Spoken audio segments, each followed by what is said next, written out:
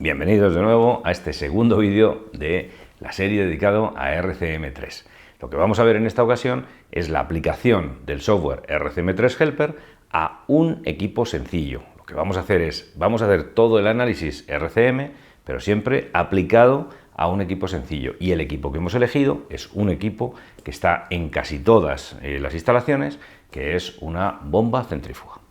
Bueno, pues la primera cosa que vamos a hacer va a ser, nos vamos a loguear, vamos a entrar, entramos en nuestra planta y en estructura jerárquica entramos y vamos a crear este ítem. Para crear el ítem simplemente añadimos ítem y pues, porque, como digo, lo que vamos a hacer va a ser analizar una bomba centrífuga. Entonces, para crear ítem le damos a cancelar, se nos activará el botón nuevo. Y en el botón nuevo, aquí, metemos un código y un nombre. Por ejemplo, imaginemos que le metemos, el código es 07AR3, no sé, invento. Y aquí voy a poner una bomba centrífuga. Le pulso a guardar, y una vez que le apriete a guardar, lo que me va a ocurrir es que me va a aparecer aquí bomba centrífuga. En bomba centrífuga, ahora, bien en la pantalla anterior o bien entro de nuevo y le puedo cargar toda una serie de especificaciones. ¿Cómo cargo yo todas estas especificaciones? Bueno, pues yo lo que suelo hacer, a mí me gusta crearme primero las especificaciones en una hoja, en papel o donde sea.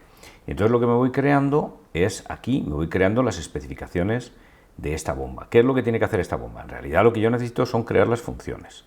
¿Cuáles son las funciones de esta bomba? Pero en RCM3 me obliga a que yo cree pues, una especificación, porque así funciona el programa. Es decir, yo creo una función, que es lo importante para mí, pero colgada a la función tiene que haber una especificación. Las especificaciones es que nosotros lo hacemos así porque nos permite no dejarnos ninguna y nos permite trabajar de una manera, con un flujo de trabajo mucho más coherente. Nosotros lo que pensamos es que una bomba tiene una serie de condiciones, una serie de especificaciones, una serie de características que son generales. Otra serie de características que tienen que ver con la entrada, con cosas que necesitan la entrada, cosas que necesita de funcionamiento y cosas a la salida. También tiene otra serie de especificaciones que son generales. Por ejemplo, la estanquidad no es ni de entrada, ni de funcionamiento, ni de salida, es general. O, por ejemplo, el aspecto visual o la identificación o la limpieza externa o interna, esas son especificaciones generales. Incluso hay especificaciones de seguridad, ausencia de riesgo por elementos calientes desprotegidos, elementos móviles, riesgo eléctrico, riesgo de incendio. Pues todo eso son especificaciones de seguridad. Hay otras especificaciones que son de entrada, como por ejemplo voltaje de alimentación o intensidad de la alimentación eléctrica, calidad de la red eléctrica. Hay otras que son de funcionamiento, como por ejemplo la velocidad de giro. A ver si la encuentro. En algún sitio estará la velocidad de giro y por algún lado estará la vibración o estará la alineación o bueno, pues todas esas son de funcionamiento. Y de salida, pues por supuesto serán la presión o será el caudal. Entonces, todos esos que aquí los vemos del caudal de agua que tiene que haber a la salida, pues yo las he especificado y he transformado estas especificaciones de entrada, de funcionamiento, de salida generales o de seguridad en funciones. Nosotros lo que hacemos es detallamos muchas funciones, porque en realidad una bomba vale para muchas cosas. La norma SAE-JA 1011 solo nos pide dos tipos de funciones. Las funciones generales, que son cosas que tiene que hacer en general la bomba, es lo que nosotros hemos llamado especificaciones de entrada, especificaciones de seguridad o especificaciones generales, y después hay unas especificaciones que ellos llaman especificaciones, que es las razones por las que compras el ítem, que serían realmente las de salida. Pero nosotros consideramos que hay otras especificaciones que hay que considerar. La norma SAE-JA 1011 no nos lo impide, con lo cual parece que detallar, por ejemplo, las protecciones, detallar la velocidad de giro, las cosas de funcionamiento interno, no hay nada que nos lo impida, y nosotros pensamos que que la metodología RCM3 es más completa en este sentido, no te impide SAE-J2011 detallar estas cosas, con lo cual pensamos que ganamos mucho en precisión si detallamos todas estas funciones. Fijaros todas las funciones que nos han salido en una bomba, todas estas. Pues ahora lo que tengo que hacer es introducir una a una en el programa. Para no hacerlo aburrido, yo ya las he introducido, todas estas las hemos ido introducido. La palabra bomba centrífuga no hace falta ponerla, solo nos haría falta poner esto. Esto después os contaré por qué está puesto esto. Pero aquí tendríamos el parámetro, que sería la especificación, y aquí tendríamos la función, que es traducir alineación motor-bomba en la forma que nos dice estandarizada SAE-J2011, que tenemos que ponerlo en forma de un verbo en infinitivo más la acción. Estar correctamente alineados el motor y la bomba. Función general, no presentar un aspecto visual correcto.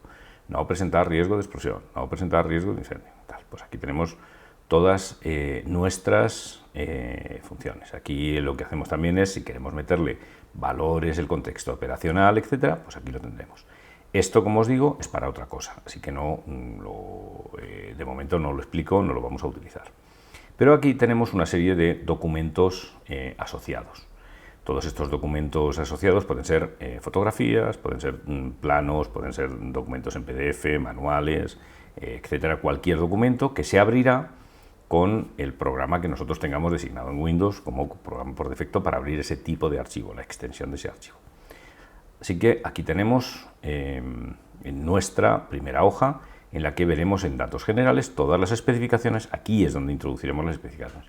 ¿Queremos añadir una nueva especificación? Pulsamos aquí y añadimos una nueva especificación. Pues, por ejemplo, voy a poner aquí especificación, voy a poner mayúscula para que lo veamos bien, especificación, ejemplo. Y aquí le asignaríamos un valor si es que queremos, un valor de entrada, una unidad, un límite superior, un límite inferior, unas observaciones, pero tendríamos que detallar siempre la función. Pues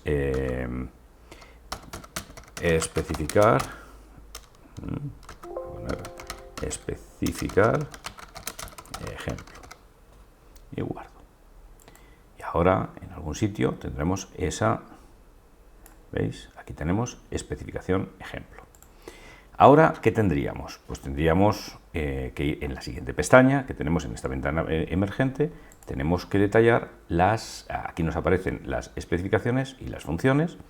Aquí está el conjunto especificación-función, porque para cada especificación tengo una función y para cada función una sola especificación, es una relación 1-1. Pero en los fallos no es así, porque yo aquí tengo todos los fallos que me han salido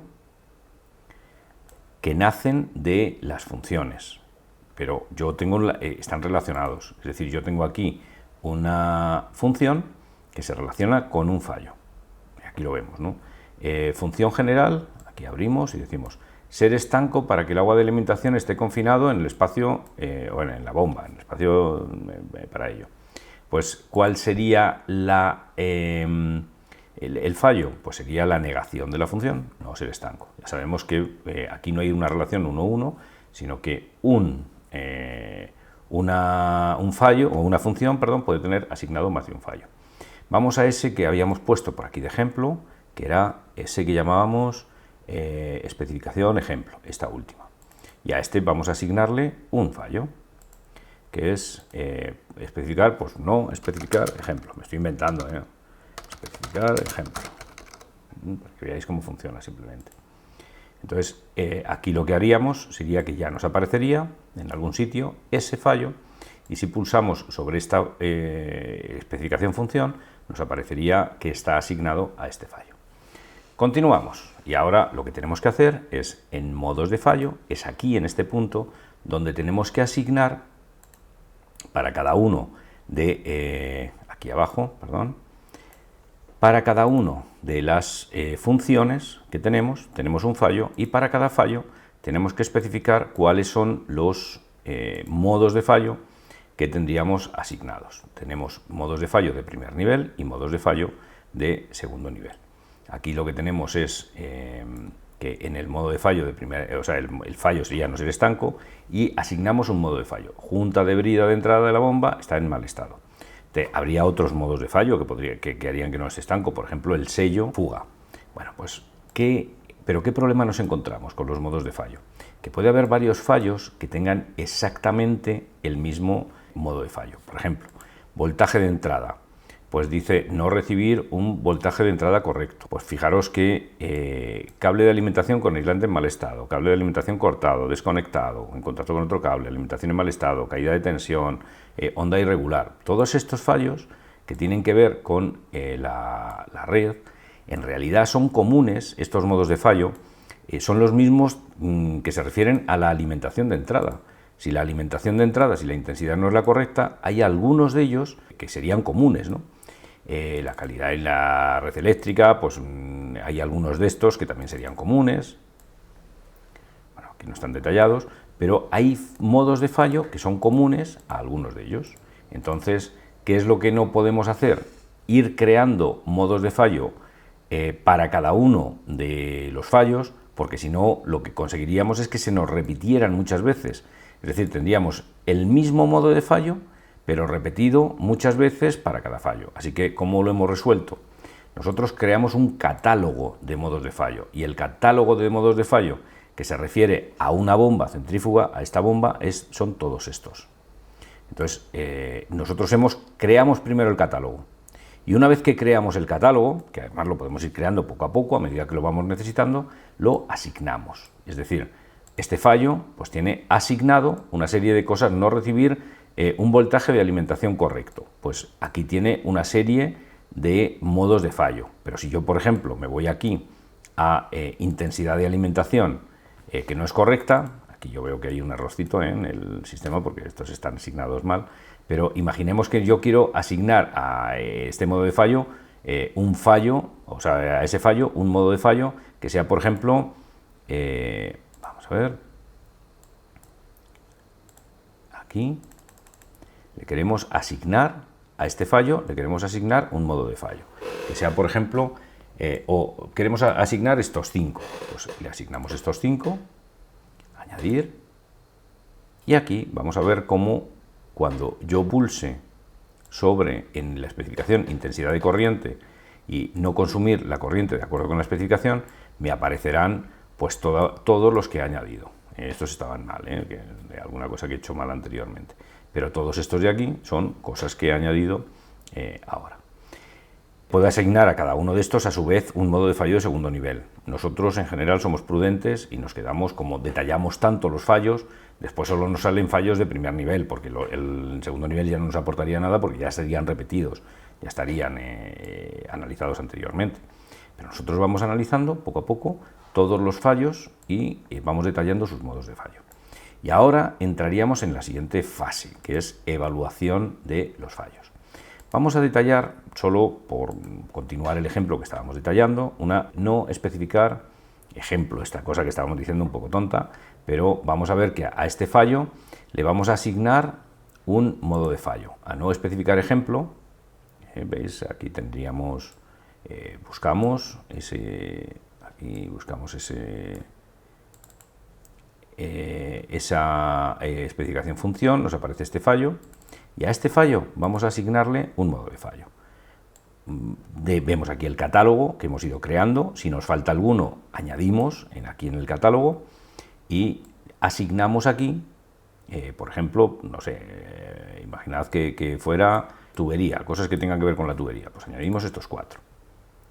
Añadimos seleccionados y cuando pinsemos sobre fallo no especificar ejemplo, me van a aparecer relacionados con estos modos de fallo que aparecen aquí. Si queremos crear uno nuevo, vamos a crear uno nuevo. Pues podemos modo de fallo especificar ejemplo. Es para que veáis cómo funciona. Podemos asignar una causa origen, que es un error de diseño, de montaje, de operación, de degradación de componente, tal. ¿Por qué se producía en general una causa común? Fallo de suministro, vamos a poner. Y guardamos. Y ahora nos aparece modo de fallo, especificar ejemplo, dentro de nuestro catálogo de cosas que podemos seleccionar a la hora de asignar nuestro modo de fallo. Busquemos ese fallo que se llamaba, aquí lo tendremos, que se llamaba no especificar ejemplo, y en no especificar ejemplo podremos asignarle un nuevo modo de fallo que se llame, imagino que estará al final, modo de fallo especificar ejemplo. Vale, lo añadimos también y ya tenemos que en el fallo no especificar ejemplo tenemos los que habíamos añadido más este nuevo que acabamos de crear porque nos faltaba en el catálogo. De esta manera el catálogo se va completando y después la única cosa que vamos a tener que hacer es a cada fallo le vamos asignando los modos de fallo del catálogo que vamos creando. No hace falta que lo creemos al principio, lo podemos ir creando poco a poco. Una vez que ya tenemos nuestros modos de fallo, fijaros que en este modo de fallo pues no tiene fallos de segundo nivel asignado. Bueno, pues una vez que ya tenemos los fallos y los modos de fallo, nos toca el siguiente paso, que es evaluar. Evaluar significa que yo tengo que evaluar los fallos y los modos de fallo. ¿Qué es lo que hay que evaluar para saber cuál es la criticidad? Aquí lo que pretendemos fundamentalmente es que no adoptemos medidas muy severas para cosas que son tontas o cosas que son muy importantes, pues tenemos que añadir prácticamente cualquier medida. Entonces, cuando nosotros creamos una medida, le decimos, de acuerdo con el coste que tiene y la complicación que tiene, si es una medida que puede ir de acuerdo con la estrategia de mantenimiento que vayamos a asignar a cada tipo de fallo. Fijaros, para entender un poco mejor este concepto, y esto es algo que emana de la norma SAE J 1011, lo que nos dice es, tenemos que crear un árbol de decisión, un flujograma de decisión. Y lo que decimos es, vamos a evaluar cada uno de los fallos y modos de fallo, de manera que los distingamos entre cosas que son críticas, significativas, tolerables o insignificantes. De manera que si algo es crítico, le apliquemos una estrategia de alta fiabilidad. Si algo es significativo, una estrategia condicional. Y si algo es tolerable, una estrategia básica. Si algo es insignificante, pues esperamos al fallo. No hay que hacer nada. Entonces, estas son las 4 estrategias que yo puedo seguir. Una estrategia de alta fiabilidad, que significa estrategia sistemática. Tengo que hacer un montón de cosas sí o sí, además de cosas de bajo coste. Una estrategia aplicable a significativos son estrategias condicionales, es decir, tengo que inspeccionar y a partir de esa inspección decido hacer cosas. O una estrategia aplicable a fallos tolerables, que serán estrategias básicas en las que consisten básicamente en hacer cositas de poca monta. Con esta estrategia que yo tengo aquí, con este árbol de decisión que yo he montado y que es compatible con SAE J 1011, ahora me obligo a verificar de cada uno de mis modos de fallo y de mis fallos, yo tengo que evaluarlos para saber si son críticos. Y evaluar en RCM3 significa ver la gravedad, valorar la posibilidad de que ocurra, valorar la detectabilidad. Entonces, a partir de esos 3 parámetros, yo lo que decido es qué tipo de fallo es el que tengo. Entonces, claro, se nos planteaba la duda de que en realidad qué es lo que nos pide RCM, que tenemos que evaluar los fallos o los modos de fallo. Porque resulta que cuando nosotros vamos a analizar los fallos nos encontramos que hay modos de fallo más detectables y modos de fallo menos detectables. Entonces, ¿qué tenemos que analizar? ¿Los fallos o los modos de fallo? Nuestra conclusión es que la gravedad se analiza en el fallo. Es decir, cuando yo analizo un fallo, analizo la gravedad de la consecuencia de que se produzca ese fallo independientemente de por qué.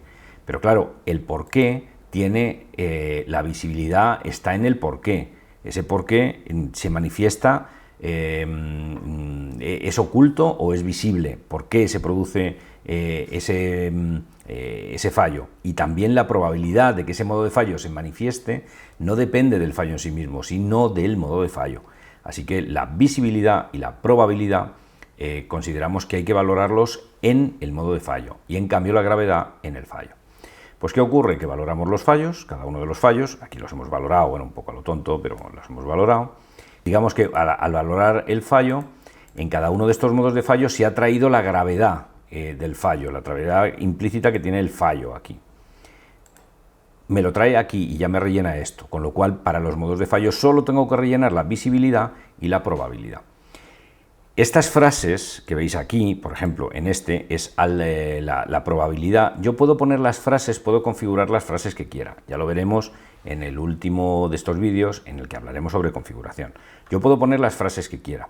Lo que sí es importante es que cada frase tiene un valor y ya veremos cómo funciona. Pero estas frases son personalizables, porque en cada planta pues la gravedad pues tiene una serie de parámetros que yo tengo que configurar, y nosotros lo que sí consideramos es que seguridad, impacto ambiental, calidad, producción, costes de reparación son cosas que tengo que tener en cuenta siempre, pero claro, las frases que mejor se ajustan a cada situación dependen mucho de las empresas. Así que esto consideramos que tiene que ser algo que se configure para cada empresa. Bueno, pues respondemos a estas preguntas con la frase que mejor se adapte a la situación de cada uno de estos modos de fallo. Y una vez que tenemos analizados los modos de fallo, podemos ir al último capítulo, que son las medidas preventivas. Las medidas preventivas que podemos adoptar las hacemos respecto a este flujograma que os he mostrado antes. Aquí tenemos el flujograma de decisión y de acuerdo con este flujograma de decisión, si es crítico podré hacer unas cosas, si es significativo hago otras, si es tolerable pues hago otras. Entonces lo que tengo en mi equipo es que yo tengo de nuevo, me sucede lo mismo que con los modos de fallo, tengo que crear un catálogo de medidas preventivas y después ir asignando a cada modo de fallo la medida preventiva que corresponda. Así que si yo tengo, por ejemplo, no sé, aquí no me ha dado tiempo a que veáis cómo son las medidas preventivas asignadas, pero si yo quisiera asignar, por ejemplo, a sujeción deficiente de la bancada una medida, aquí fijaros que yo voy a asignar y en asignar puedo traerme cualquiera de estas medidas, a ver que la pongo aquí, cualquiera de estas medidas yo me la puedo traer y puedo decirle, pues no sé, me lo voy a inventar, ¿no? Realizar inspección por ultrasonido de los rodamientos. Me la traigo.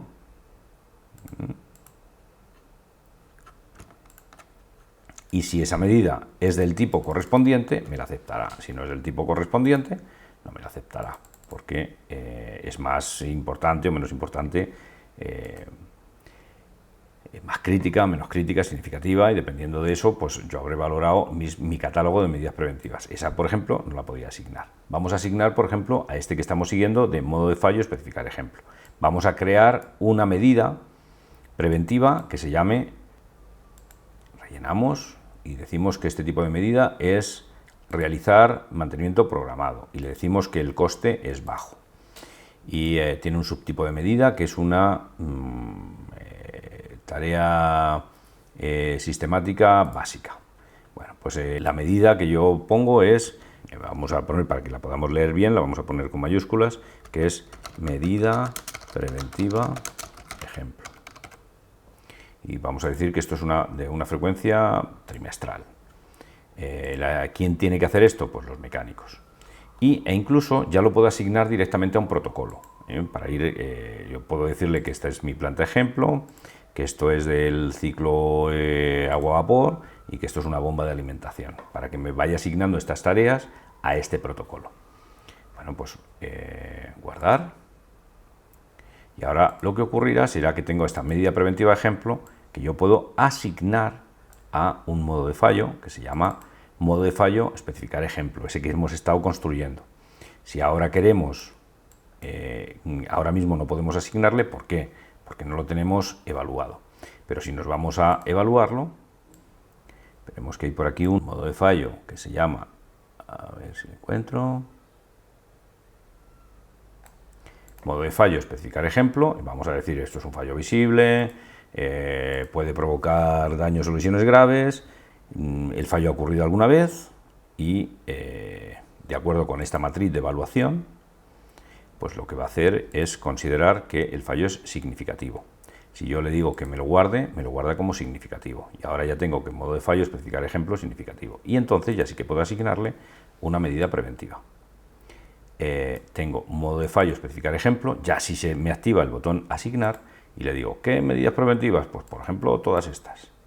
Pues le asigno todas estas y entre ellas la medida preventiva que había construido hace un momento, que era, vamos a ver si la encuentro, bueno, Pues, esa medida preventiva que había estado creando, ahora mismo no la veo, andará por aquí, en algún lado perdida, pero puedo asignar de mi catálogo de medidas preventivas tantas como quiera.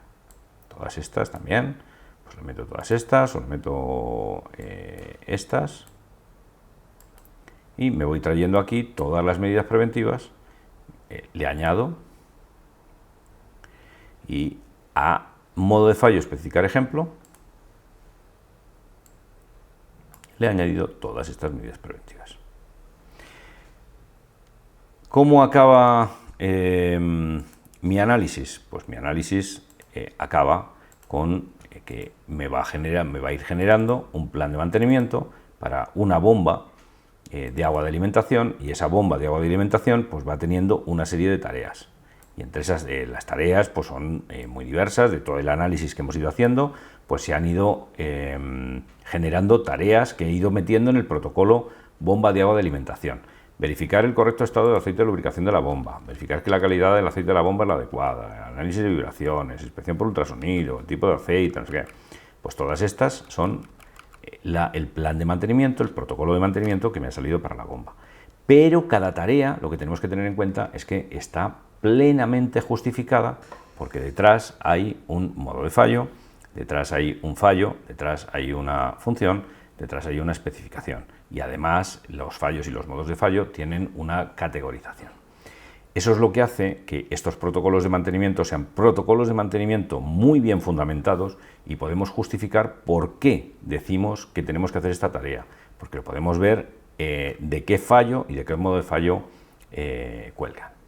Pues ya habéis visto qué sencillo es analizar una bomba centrífuga en unos pocos minutos, y vemos que si somos capaces de analizar, imaginad en una instalación grande que seamos capaces de analizar uno de estos equipos cada día, al final de, no sé, un mes, es posible que hayamos analizado todos los equipos y que podamos abordar una segunda fase, que es analizar los subsistemas, los sistemas y las áreas. Así que ahora os animo a que veáis el tercer vídeo de la serie, en el que vamos a analizar una instalación al completo.